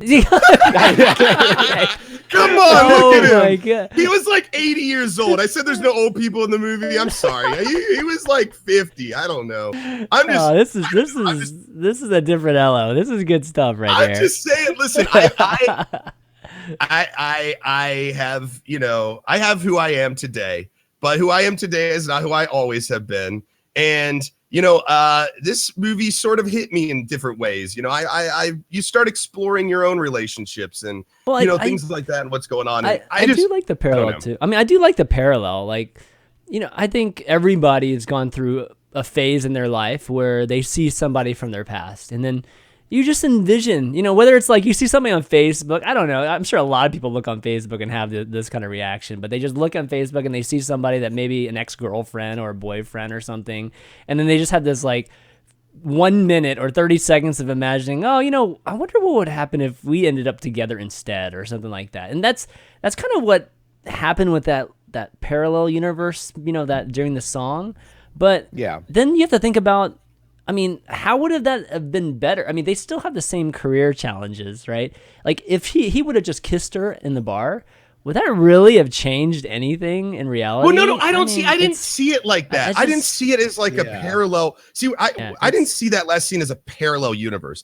What I saw was that he was explaining to her in song the best way he knew how, using his one talent, his passion, to explain to her in a song all of his regrets, all of his intentions, regrets. all of his, I can see that. Okay. you know, all of the things that he wants to tell her, right? Like if he were to run into her again, you know, all the things he would say to her, he did that to her, for her, in the best way that he knew how. If he was a painter, he would have painted her a masterpiece. If he was this, he would have done that. But this was like his song to her. You're here. And you can see that he still harbors those feelings, right? Yeah. Because as soon as he sees her, he just stops everything that he's doing basically and goes right to the piano and plays that song. Like he's been waiting for this moment. He just wasn't expecting it in that, like right then. So he just says, you know, he's like, oh, we got so-and-so on the bass. We got so-and-so on the, welcome to Seb's. And then like sits down and goes right into it. So it wasn't like, it's not like, oh, if he kissed her, that all this would have been whatever. It's just him through music saying he wished he had kissed her. He wished that he had been that person. He wished he had been there for her. He wished, you know, like all the, like her play would have been success right off the bat. You know, like, and I thought that's what was so elegant, so beautiful about the scene was there was no words. There was no words. He used the thing that he loved to portray it to her. You know, and and this was, as far as the movie's concerned, it was a beautiful and accurate portrayal of everything he felt that he needed to tell her. You know, and I thought that hit me, man. I cried in that scene. I'll admit, really man, that hit me. It was a really good scene because there's so many people in my life that I wish that I could lay it out to them like that. You know, like I really could, like, I wish I'd done this, man. I really messed up here. I'm so sorry. Right. I had so many good intentions. And I wish that I could create something without words that I could hand to somebody or show somebody or play for somebody or sing for somebody or dance even for somebody and have them understand me completely. You know, like that's just knowing somebody. That whole build up to that scene and where they're on the highway and they just happen to take the exit and get something to eat and walk, you know, they walk up to the club. That entire thing is like just classic, awesome, you know, movie moments, you know, like, and especially in these type of movies, or pure cinema. Exactly, pure cinema. This is like where you go to movies for. You know? Yeah, totally. You know, pulls an emotional response from you. So easily the best scene in the entire movie, and what better way to end a movie is with like the absolute best. So yeah, I totally was moved by that scene too. Really, really good. Yeah. It's such a moving scene. It really is just like a beautiful, beautiful scene. I would watch. It's one of those movies that you'd watch again. Like you'd sit through the whole scene or the whole movie just to watch even the first scene and 5 minutes. Even the first 5 minutes. Even the first 5 minutes, man. Even with the parkour guy and the box truck band, like even all those guys. I'm just saying, like at the end of the movie, I went, wow, now I see the brilliance of this movie. Until then, it was kind of like I see it, but it was kind of muddled here and there. But then at the end, I was like, damn. I was just like, you just have to kind of like slow clap. Hell yeah. And again, it's that transition from the Mamma Mia stuff to the Moulin Rouge stuff. And that's what I like is that when the music has feeling, the music has depth. I don't just feel like people are just singing and dancing just because this is what we do in a musical. Like this man had something to say to this other character, and that's why I like Moulin Rouge so much. There's a lot of that. There's a lot of songs that are to other characters that really portray their emotions. And I think as human beings, it doesn't matter where you're from. I think music is the great communicator, right? One of them. And I think we can all boundaries. Yes, it's an international language, Yep, absolutely. And I just, again, I think it was astounding. And I wish I could play a song for several people in my life that, that I could just explain it all out to them, all the things I wish for them and what I hoped for us, All right, we got a caller here, so why don't we pull somebody in? Yeah, let's pull him in. We got a caller. All right, Psycho, you haven't responded, but I'm just gonna surprise you. Psycho, you there? Yeah, I'm here. Hey, what's up? I know I might be surprising you, but welcome to the show, man. Oh no, you didn't surprise me this time, dude. You actually gave me a message so I could be ready yeah, for it. That's true. It's a great improvement compared to the last few times. Oh man, look at this guy. Yeah. Yeah. Do you have any comments? Live. Exactly. Critiques live. All right, you got a comment or I just wanted to talk about how this movie is. There's a lot of people, especially critics, saying that this movie is a love letter to Hollywood old school movies. With Chan, you definitely were saying how it's definitely got a lot of elements to the old school movies of musicals and whatnot. I just think that if that's all it was, it'd be considered pandering, and it's just ultimately only about people and their passions and how relationships themselves can improve those passions. And even if you get separated, like what Ellohime and Diction were going about, you can still be happy in different ways. We see this with Gosling actually being really happy having his club open up when he's talking to that piano player early on and saying how not bad is great. He's ecstatic about that because he's finally going in with what his dream was. And with Stone, we get to just see her having that family life and being an incredibly successful actress. Right. I don't know. I'm not sure he was entirely happy. I think he was happy for his club. I think he was happy to be doing jazz in a way that he wanted to do it. I think he was happy for that. But I saw a little bit of a broken man in there, man. I'm sorry. I saw a little bit of a man who was yearning for somebody who maybe in that moment realized he'd never have her again. Like that's kind of what I saw too. So I agree with you. I agree with you that he is happy about his life and that he did attain or is still working towards his dream. Maybe he has a new dream, who knows? But I just I just can't say that I feel like he's totally happy at the end just by his reaction to seeing her. Yeah, after you saying that, I feel a little bit of that too. I still probably don't feel quite as 100% like you about just the entire meaning of it, but definitely the whole regret thing. I can see that. Yeah. We didn't really talk about the plot line, just them being struggling artists being in Hollywood. I think this is one of the reasons why Hollywood people love this movie too, is because I think they can relate to just being, a struggling artist and going to those auditions and having, apparently those auditions were just the script was created based off one of Ryan Gosling's auditions. Like he told the story. That's how auditions fucking are. No, but he told a story to one of either the director or the writer or whatever, and then they made a scene out of it. Like literally the exact thing where, I think maybe the exact dialogue or whatever it was. Auditions suck. Man. Yeah, they suck for both sides. It's like the actor's nervous and really needs the job, and then the other side has seen 100 people in 24 hours, and so they're tired and they just want to fucking find someone, and it's just like, Yeah. I don't So know. I mean, there needs to be a shakeup of the audition process in Hollywood because it's just brutal for everyone involved. it's kind of like it's crazy sometimes. It's kind of like a meat market sometimes. But Yep. But yeah, so the struggling artist mixed with the struggling musician, and just having how those things kind of intertwine and things. I actually think the script and the plot was very well done too. And we haven't really touched on that at all. My real complaint about the movie was that I would have loved more musical numbers, like, which is not even really a complaint. It's just I wanted more. I wanted more of it, you know, because like it definitely in the third act it definitely slows down and there's less musical stuff because it focuses on their relationship and like where it's headed and the turning points and stuff, which was good. Like I like that break. That worked. Yeah, I liked it too. Like, why would they be sing-songing if they're both kind of like miserable and not feeling? Unless it's miserable sing-songing, which I'm totally fine with. Exactly. He goes back I dreamed a dream. All of a sudden, I dreamed a dream right there. Honestly, I'm with Ellohime on this level. Like, I don't think there should have been any more musical numbers onto it because they needed this break for an extended period of time until we finally get some songs. Yeah, no, I totally agree with that. I just wish there was still more, like, in different parts of the movie, I guess. That were there. You just want more music on the album. I want more music. I want more choreography. I want more of those steady cam shots, man. Like, I just wanted more of that shit. That was awesome. See, I didn't even realize that. Oh, go ahead, Psycho. I honestly think the movie would have been a lot more difficult to enjoy for the people who aren't musical fans if they kept on going on with all the musical numbers, though. Like, Haim himself was having issues with it. The reason why this can transcend musical genre, just go like to the casual person, is because it basically pulls what Disney does.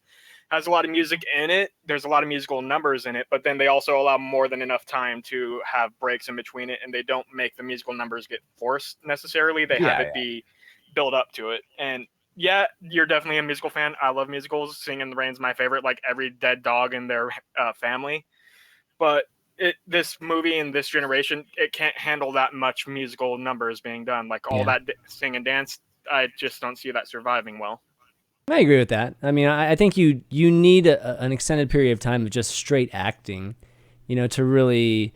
You know, it's a mixture. It's like getting just a lot of acting to develop or to build up a moment or a scene. And then sometimes you can like have that scene be a musical number. But, you know, this day and age, we're just very much used to not having, you know, music involved with it. Music just kind of adds this levity to certain moments, and or at least generally speaking. And they didn't really want that at the end of the movie. Have you seen that? This is kind of on topic. Have you seen that Every Frame of Painting video about how all the Marvel movies, there's been like 14 of them so far, and none of them have any like memorable music in them. They're just all like, what are you talking about? Like this Iron Man music is like good stuff. Like there's like AC/DC, Guardians baby. of the Galaxy is the only one that has like Guardians of the Galaxy too song, you know, like you can actually like get behind. But that was already classic music. Most those are all no. The actual score, like there's an actual score happening when they break out of the prison, and it's really catchy. And it's like, I don't remember it. But every other Marvel movie just doesn't really have a score. Like it has a score, but it's just like background music. It's like elevator music essentially for a superhero film. And it's just like, I feel like having a movie like this, which is all about music and all about celebrating music, is awesome because it's kind of getting lost in Hollywood. But are you gonna remember the music though, Diction, and like in like a year or two? I've been listening to the soundtrack over and over and over again while we've been talking, and it's fucking great. And I saved all the songs and shit. Okay. I will definitely remember it. Yeah, like this maybe is not kind the of lyrics, but definitely the beats. This is kind of a segue, but kind of not, because there was something I wanted to talk about. First of all, maybe I don't understand observatories, but it always seems like it always seems not enough acid here to observe. No. It always seems like people can get into the observatories like no problem. Like like when especially so there's an observatory in LA, correct? Like there's an observatory there. Like this is like the one in GTA. Like that GTA 5, is that supposed to be modeled off of the I don't know. I'm really asking. That's I'm assuming that's it actually is. in LA. Yes, okay, because like in Rebel Without a Cause, they do a knife fight up there in Rebel Without a Cause. Okay. And then like in BoJack Horseman, I mean it's a cartoon, whatever. Like they go there at like late at night. Is this thing like open 24/7 I think it might be. Yeah. Okay, maybe it is. Maybe it is. And I don't know, but it seemed like they snuck in. It seemed like they had snuck in and they were, you know, whatever. I'm like, But I always see this. Like in like a lot of different things. It's like they let's go to the observatory. Like everybody wants to go to the fucking observatory like 3 a.m. in the morning. Is this thing open 24 hours or I don't understand. I don't think most observatories are open 24/7. I can't speak to the one down in Los Angeles because I don't live there. It's just I've used to be interested in astronomy for a little bit and went to an observatory all the bloody time because I was dumb at the time. And it like they are open, especially during night for people who actually that would make sense. Yeah, that would make sense to be open at night. Yeah. Yeah, I don't know, man. I like. By the way, Ellohime, you should definitely look up cinema sins, judging by how you like notice like. Okay, let's put in some realism here. It seems like something you enjoy because it's just totally calling out the. Oh yeah, no, I've watched those videos before. I think they get a little too nitpicky even for me, but I do enjoy them. I do love their like, yeah, I know exactly what you're talking about, and every time I watch it, I'm like, yep. Yep. I'm like, okay, like sometimes they get a little, and you can tell he's trying sometimes a little too hard, but like he's like trying to find something. But no, I know exactly what you're talking about. And yes, no, and it wasn't. I'm not saying that like, oh, it looked like they had snuck in. I'm not even saying that this was a bad scene or anything like that. I'm not even talking about the movie. I'm just trying to understand how this observatory's fucking hours work because it always seems like in everything that has to do with this observatory, this specific one in LA, like people always just end up there at night. Like it's just always like something like in like late at night or. They just show it in so many different things. Anyways, that aside, my least favorite song and my least favorite scene is in the observatory when they float off into the sky. I don't mind the floating off thing. I don't mind it. It was the way that they did it. And I know that they did it to make it look more old timey. You know, like it does kind of look old timey. He's got the handkerchief and he cleans off the thing. Nobody's cleaning off handkerchiefs to shit you've already touched in these days. Like no dude's doing it. No guy walks around with a handkerchief anymore unless he's like shooting for a certain kind of fashion. All right. like nobody just keeps a hanky with it. I feel like Ryan Gosling would though. Yeah. Maybe Ryan Gosling would keep a hanky. But what I'm saying is like the way like he throws it down right here because I do actually carry a hanky, but that's also because I'm a big fan of Ron Swanson and that fucking like that's a big thing with him, and I'm like, okay, yeah, so that makes sense. I'm gonna totally carry one myself, so I'm kind of cheating. As a tribute to a character that you appreciate, yes, you carry around a handkerchief, but you're not like, man, my nose is running so much, I got to keep a 24-hour handkerchief with me. Like, or man, like in old school days, they used to have handkerchiefs all the time. Like it was just something that you did. You had it embroidered. You had all sorts. Like every dude had a handkerchief. My dad had one. Yep. Yes, yeah, and that was like a thing. They don't do like that's not a thing today, but they have it in the movie, so I can appreciate. I'm not disagreeing or agreeing with that. I think that having a hanky is probably better than not having a hanky. What I'm saying though is that like I sweat when he like a lot, throws so it, having one of those to dab. Yeah, I'm right there with you, man. I'm a big dude. I run hot. I'd love a little like pat. They call them bandanas nowadays. If it didn't look like such a fat man thing to do it like a table, like having a steak, I pull out my hanky and like blot my fucking sweat off my forehead. But here's the thing: is I didn't like the way that it looked. Again, these transitions going from normal to like silly or like to the dance number. It's like sometimes it happens and I'm like, okay. And then sometimes I'm like, like the walk home at night between the two of them. The way he kind of swings around the pole and then, okay, we're into the song. It was very like, he just kind of mellowed into it. In this one, it was like, oh, now we're floating and we're dancing in the stars together. Like, I'm like, okay, this is getting a little too fucking silly for me. I don't find it romantic. What I find it is idealistic and silly. That's what I find it when it has like a scene like that. I just think not to say I disagree with love songs. I just feel like the way they shot that, it looked weird. Them going up. I liked when they were, and Cora and I talked about this. I liked when they were actually up in the stars. Yeah, and they were, dancing and stuff. I loved that, but the transition to that and the transition out of it actually wasn't even that bad. It's the transition to it that I guess I have a hard time. Were they just like the wires? Yeah. It was. It reminded me of Christopher Walking in that one. Oh, song. Yeah, the Fat Boy Slim that was so good though. Yeah, that's what it is. Good. It is good, but like it reminded me of that, and it made me giggle, and it made me like I'm supposed to when I'm watching this. What is the reaction that the director is wanting to elicit from me, right? Is it, this is silly, I'm giggling to myself? No, I don't think so. I think what he was trying to go for, and I'm presuming a lot, but I think what he was trying to go for was a more romantic thing, a more surreal, like a Fanciful. kind of idealistic. It's kind of like the height of their relationship. It's almost like the novelty of a new beginning of a relationship. You know, this the honeymoon phase, if you will. You know, and that dance and that whole sequence was kind of about that, the romantic spontaneity of breaking into the observatory, then the romantic, you know, dance, and at the end of it, they kiss. You know, like it's supposed to be this grand romantic kind of thing. It's the height of it. But I just found myself kind of giggling at it when he's just like, now we're Peter Pan and we're, you know, like just kind of floating off.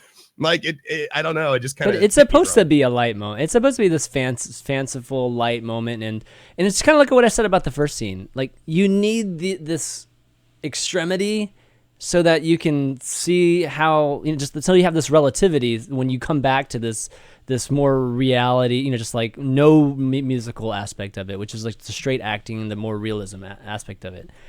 That's what makes this movie. Like if you didn't have those extremes, the movie, you know, you wouldn't like have that dynamic, and it just wouldn't be as special if you didn't have those moments. So I know what you're getting at. Did you find it silly? It was a little bit silly, but it, like, for me, it's necessary from the standpoint of the whole composition of the movie. I didn't think silly. I thought whimsical. Yeah, whimsical, fanciful. You know, that's. See, I feel like I should have felt whimsical, but I feel like I felt silly. So I can see where more silly because they had the handkerchief bit float up like that too first, and it's like, oh, Sure, let's sure. go ahead and copy what this handkerchief thing does. Like this handkerchief turned into a kite, lets everybody turn into a kite. I think it was the handkerchief. I really do think it was the You handkerchief just ate that that made me go, handkerchief. this isn't whimsical. And again, it's important the way you structure a shot and how everything. And I get that. Like, it reminded me of older movies I've seen where they use something in the fit. Like I'm trying to think of an example where like they use an object and the object doesn't do what it's supposed to do normally.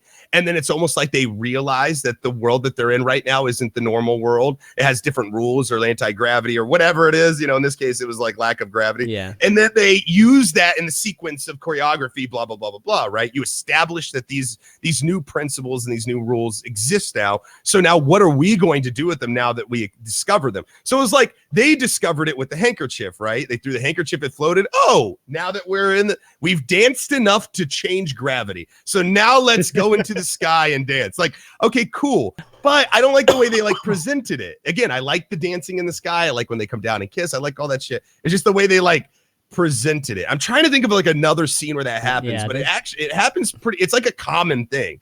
Like in like dancing, like old school dancing choreography, but I can't think of a specific scene.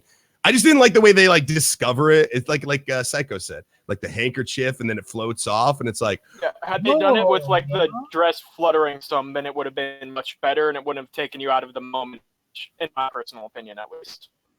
Yeah, and he just kind of tosses her up there. You know, no questions. No, I would have liked it. I think I would have liked it better if while they were dancing, their feet sort of like when he was like if he were to spin her, if she would like kind of go like stay above the ground longer than she should, right? And then they both kind of notice it in the dance, and then together they kind of work up to dancing into the sky. You know, like okay, he picks her up, he swings her around, and he realizes, oh, she maybe is way lighter, or her legs just kind of dangle across the ground. You know, there's like subtler ways to show it than I pull out a handkerchief and throw it and it floats, so now we can float. You know, like I wish it was more part of the choreography, the discovery of this like anti-gravity and then going up into the sky and then continuing. I feel like you're looking into it way too I do harshly. too. Maybe, like man. it's a fucking musical, dude. Like you can throw logic out the window as soon as those people get out of their car in the beginning. I know, but I just feel like singing. So silly. And this was definitely not a good transition, which is basically what Ellohime is saying. Then he's trying to explain how to make it better. Like I don't know. I feel like it's fine. You're breaking up quite a bit, dude. Yeah. Yeah, Psycho, you're breaking up a little bit. Yeah. Can you go ahead and talk again? No, it's okay. I'm glad you agree with me. I think everybody does. I think Diction's alone on this one. No, he's not completely alone. I'm a little more with Diction. I know. On That's this what I'm one. saying. That's what's funny about it. Is I feel like I'm the only one who's I'm just not a It could be cinema better, surgeon like sure, you. but it I mean, didn't bother me. important, right? It didn't bother it's me. important. It's important not to feel silly. I feel like it's important if we're watching fucking like a Jason Bourne Right. movie, you know, but like in a musical where they've already established that the rules are completely like out the window, you know, like there are no rules. They can do whatever they want because it's fantastical. Again, my point isn't that it can't be fantastical. Being fantastical is silly. That's not my point. I'm not against the whimsical. I'm not against them doing the choreography in the air.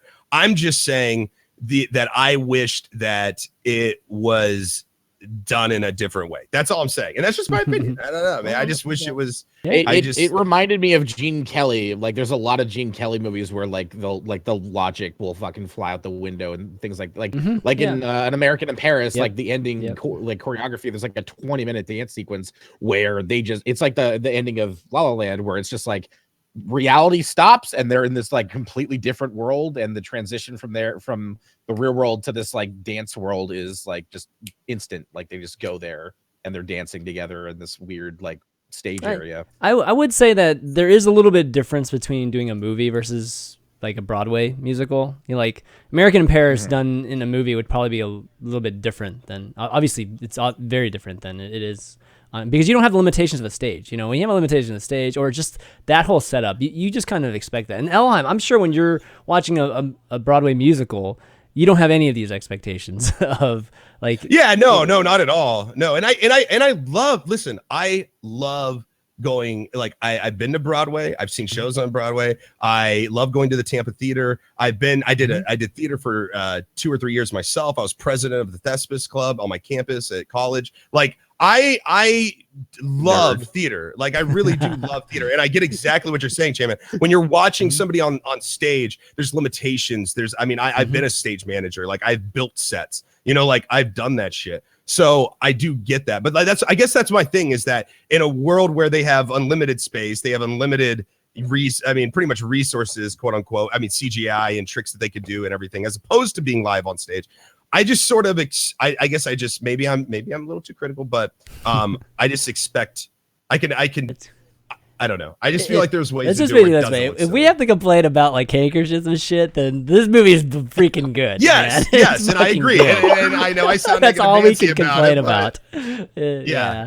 It's just like sometimes sometimes I just feel silly watching musicals as opposed to whimsical, or the other feelings probably that are trying to be elicited. That's why like Mamma Mia doesn't work out for me, because it just makes me laugh. Like, it's just the ridiculousness of it all. Like, it just gets so ridiculous. I don't want to see necessarily any more stage musicals be made into movies, because there's already this expectation, whenever that happens.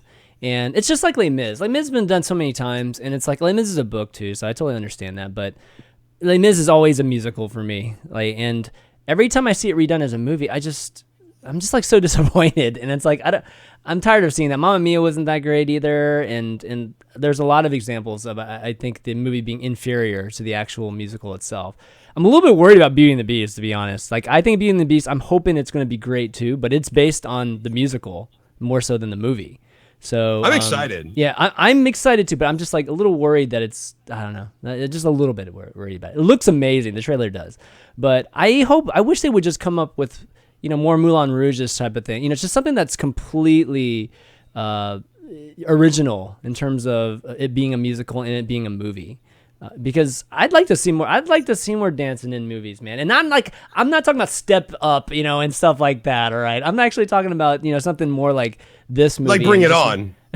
Not like Bring It On. So like a little more like Bring It On. Not right? Bring It On or Step It Up or any of those. Okay, but Step Up 3D. 3D. Okay. Starring Rick Molambre. Yeah. Because dance has evolved too in the last 10, 15 years, and you're seeing like synergy and hybrids between a lot of different dance styles, and it's a great way to express things in movies too. And we saw a little bit of it. This is more like old school dance. They were like waltzing and they were doing, your jazz Fosse type of stuff. But I don't know. I just feel like that could be added to movies these days. And the problem is with these kind of movies, they don't make money. Like La La Land, I don't know how much money this movie is going to make.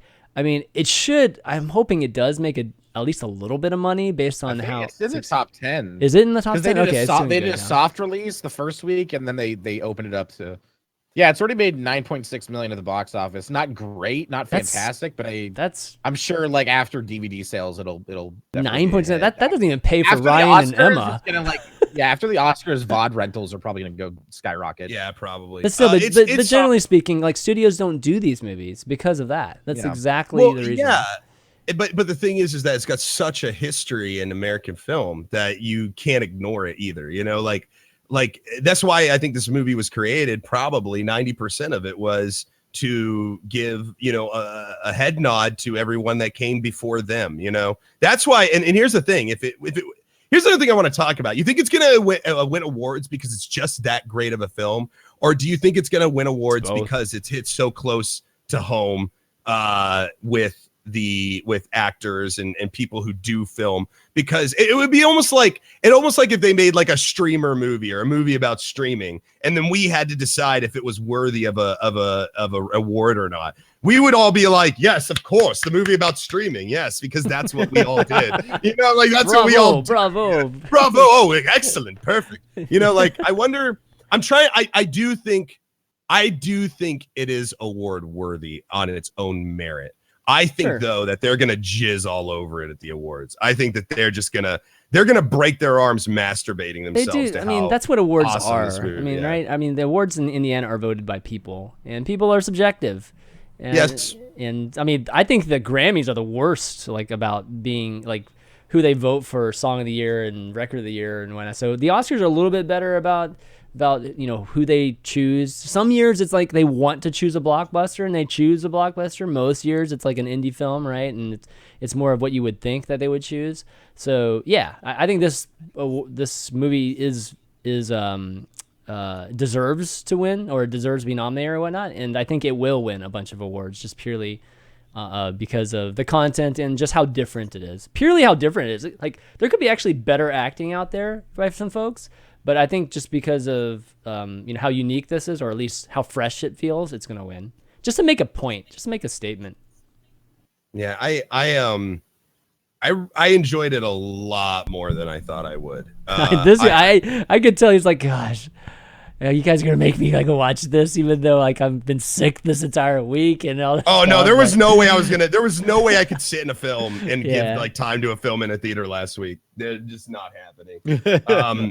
That's great that you enjoyed it though. I'm happy you enjoyed it. It was very good. No, it was very good. And I'm very, very, very critical about musicals, especially because I enjoy them so much. I really do enjoy them so much.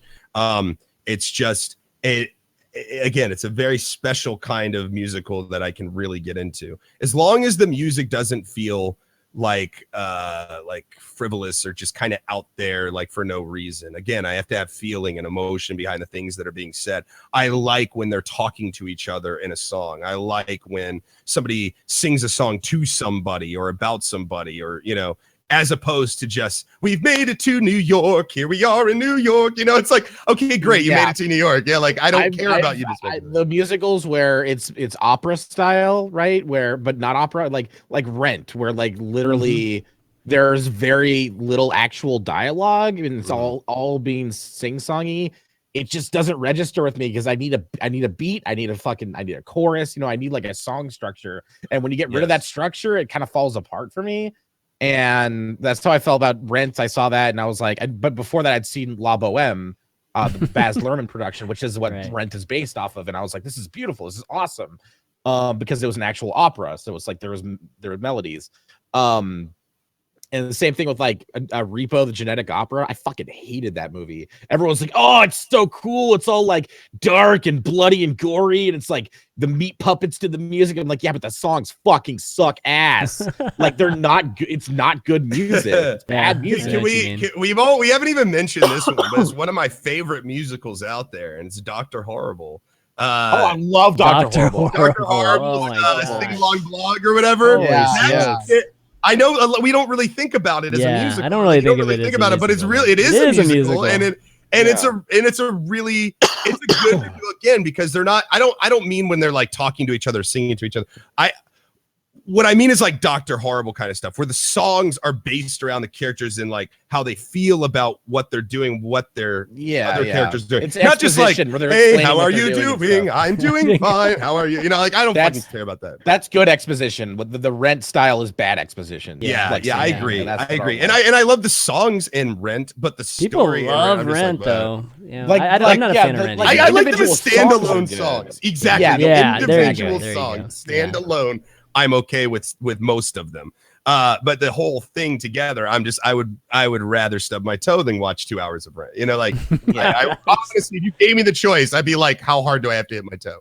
Like that's how I'd be. So, yeah, no, but again, I think it's a beautiful. I'm glad that we covered this because I think that it's an important part of film. I think it has a place in film.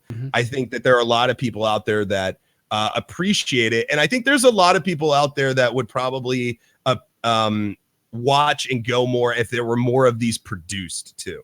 Yep. Like I think that a lot of people don't have certain gateways into this kind of genre of film.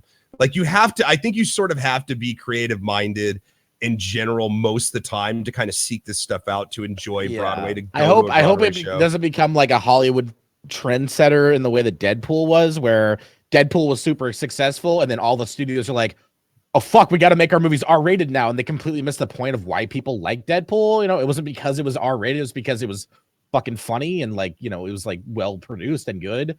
Yeah. And so like I have a feeling that this might set a trend like, oh shit, we got to make more musicals. It's like, no, don't just make a musical to make a musical, dude. Like like the reason this movie works because it was well written, well produced. Like the director had a vision and he fucking followed through, and the story did not like go off the rails. Whereas like I feel like I don't know, like a lot of the time they see a trend in Hollywood and they try to go with it, like the superhero movie trend. And it doesn't always work. A lot of the time, it really doesn't work at all, you know. And then it's just because they're just trying to throw a superhero movie out there and hope it makes money. Yeah, and that's always never a good mentality when you're trying to make a film. And you want to know one of the few reasons I think that this even still works today is because of Disney. I think Disney is about as musical friendly as you can get when it comes to film. Because a lot of us have seen Disney movies growing up, and we don't really think of the movies that we watch Disney movies as musicals. Oh, they are totally. But they are. Mm-hmm. Every single one of them basically is a musical. And so, as kids, I think that we get accustomed to watching films that have songs and go into song. I think a lot of that has to do with Disney. Honestly, personally, Disney is probably had a lot to do with what got me okay and into Broadway, and stuff like that, because I just enjoy most Disney songs so much. Like, I don't like, I have my own qualms about Disney as a company, but as far as their music, I do enjoy it. I think they, whatever. But I think I'm so glad that we covered this one though, because I think it's outside of our comfort zone, or at least I as a show. It's different. It's way different than everything else. It's not as nerdy as the last like. It's not sci-fi. It's not your typical. So now that we've kind of gone out of our comfort zone, should we go ahead and reveal like what we're doing? Well, actually, let's say bye to Psycho. Psycho, thanks for joining us, man. Good stuff. Oh yeah, thanks, as always. Later, Chen. Later, all you guys. Thanks for having me. Later, see you, man. Dude. Yeah, let's reveal next week's content topic. And here we go. Drum roll. There's no drum roll though. The Expanse. Yeah, by the way, we're right back into sci-fi. Yeah, we're back into sci-fi. Let's go way back into what we normally do. We put one little toe outside into something we didn't know. We're like, it's cold there. Let's go back. Let's go back. Let's go there. The Expanse, and this is something that Diction brought up. So I actually know nothing about The Expanse. I remember the reviews when it first came out, and it was like, this is a fucking solid sci-fi show. I was like, oh, cool. I don't have cable, though. It's on sci-fi.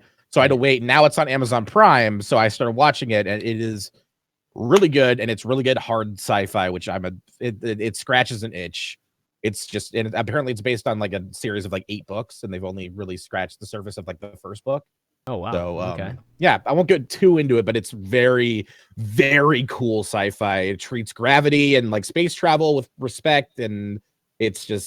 It has. Is it like the Martian, where they actually like have science that backs up the fiction kind of thing? A little bit, but it can bend the rules because it takes place in the distant future, where getting from one planet to another, instead of taking months and months, actually takes days, because they have the rocket fuel and the capacity. Okay. Got you. That's what I'm saying. Like they keep in like it's a realistic fiction, right? Like it's you know what I mean? Like a realistic fiction. Yes, I know what you mean. They're still within the bounds of reality. They're but probably they're crazy. bending the rules of Yeah. space travel and gravity, but only because they can, because it takes place in the future, so Sure, they can guess. exactly. Right. They can do Yeah, guesswork. they can. We have tech for that now. That's we right. have technology that negates gravity and atmosphere, all that stuff. No, but I don't know anything about it either, so I'm gonna go in totally blind. I'm pretty excited because I've run out of things to watch. I just finished Big Love, and what's Big Love? Big Love is polygamist move. Yes, it's a show. It's a series with Bill Paxton and a bunch of other people, and it's basically about polygamy, but it's really a show about marriage. Really, is what it is. Yeah, okay. yeah. It was on HBO. It was actually a real. It won awards, and it was a really big topic for debate in like the mid 2000s. Like there was a lot of really controversial things that it covered, things that you really won't see covered in other things. But anyways, I digress. I'm happy to have something new to watch is what I'm trying to say. Yeah, so, it's got me hooked already. All right. So The Expanse for next week, guys, and go ahead and go and watch that homework assignment like always. It's in the US it's on Amazon Prime. Apparently in the UK it's on Netflix. Okay. Someone said so. Yeah, it should be Shouldn't covered. be shouldn't be too hard little money to find. Yeah, at least for a little bit. If you get Amazon Prime, you can obviously Twitch Prime. One of these guys or one of us here, so you can get double the value. Double the value. Exactly. And don't forget about that iTunes. And don't forget that iTunes too. That's right, guys. We are available on iTunes, and if you guys can find us by typing spoiler alerts on iTunes, that'd be great. Leave us a great review if you enjoy the show. And that goes for everybody. Everybody that's on iTunes, please go and leave us a rating there because it helps out greatly. Again, man, that website is one of the worst made websites ever. Which one? I just cannot navigate the iTunes website. It's not even a website. It's like an app. But it's like it's hard. You can go there. Hell to find shit. Yeah, I hate it, man. Even if you type in spoiler alerts right now, this is how bad our SEO is. We're probably like 20th on the list for spoiler alerts. So we need a lot of help in terms of ratings there. If you guys so there's like 19 other shows named spoiler alert that like are better than us. Fuck those guys. I know. we're the least important spoiler alert. Exactly. Can you imagine do that? they have as diverse a with cast of hosts with beards and no beards? I feel like no beards and no beards. The diversity on this. Look, we're not pointing at anybody here. I'm just trying to fill a quota. I'm just filling a quota for this, all right? So that we don't get any like racial comments here. Yeah. You give us so much cultural diversity with what we say. You give us credibility to go places a normal white person. Oh, Asian. No, that's you, Chan. Go for it. But anyways, The Expanse for next week, guys. You can find the VODs for this. This is obviously on youtube.com/ChanmanV. All of our previous 14 episodes are there too. So if you're interested in all kinds of different movies and TV series that we've talked, even comics that we've talked about, go check that out. But why don't we do some shout outs, wrap up the show. Diction. Hi, I'm EatMyDiction. I stream at twitch.tv/EatMyDiction1. I'll be on later tonight at 5 p.m. Not sure what I'm playing, but we'll have a good time. Possibly. Or it'll suck. I don't know. Anytime with you is a good time, Diction. Even the bad times That's are right. good times. Hello. You guys can we are find on me my here. channel. Yes. Yeah, I can find me here. I just sometimes we do other people's channels, so I'm like, I don't know where we're at right now, but I pulled up my chat. So you guys can find me here. Last stream I did was RimWorld. I don't know what we're gonna stream in the morning, but we are gonna stream in the morning, and I don't know what it is yet. It could be a number of things. It could be Diablo 3, the new season. Oh, Came out, do something a little different. Every now and then I jump in and I stream some Diablo every now and then. You guys some of you are used to that. Maybe some Warhammer. I've gotten into Total War again. Could be some Binding of Isaac. Could go back into RimWorld, or we could finish up the Skyrim run. I don't know. I'm still trying to figure it out. I might jump into Skyrim just so we can finish up the story because I haven't completed it yet, and it's been probably like a week or so since I've done some Skyrim. So, anyways, it'll be in the morning. Hopefully, you guys come check us out or check me out. And fuck these guys. Yeah. Oh yeah, and Diablo 3 has Diablo 1 in it now. They added exactly. I played a little bit of it last night. I killed the butcher and then I stopped. So the 20th anniversary is crazy. It's been 20 years since the first one. Yeah, it's Amazing. insane to think how far it's come. I remember being in the first time I ever played Diablo was in an internet cafe, actually. Oh wow. My little brother, you know, when internet cafes were big, like back in like the early 2000s or even like late 90s kind of thing. And I remember my brother, his dad had a son. Or sorry, not my brother, his dad. Sorry. My brother's friend's dad owned one of these like cyber cafes. So they threw a party there. So I went for my little brother's friend. And I was like, this is going to be boring. And then they had just everyone playing games and pizza. And it was awesome. I remember jumping on all these games. And I was like, oh, because I didn't have a PC, I don't think, at the time. I played Diablo. And I was like, I must get this game. And buying it was great. Anyways, I digress. Chanmanv, where can we find you and what all the things that you're doing? You can find me, or at least my Twitch channel, twitch.tv/ChanmanV. I do a bunch of shows if you guys aren't familiar, podcasts and shows, kind of like this one, but more to do with games. So Hearthstone, Overwatch, and various different esports. You can check out all the VODs on the same place you're going to find these VODs, youtube.com/ChanmanV. Yeah, and that's going to be it, guys, for spoiler alerts this week. So for Eat My Diction, Ellohime, and myself, Chanmanv, we'll see you next week. Take it easy. That kiss. Listen to some jazz. Listen to some jazz. Listen to some fucking jazz.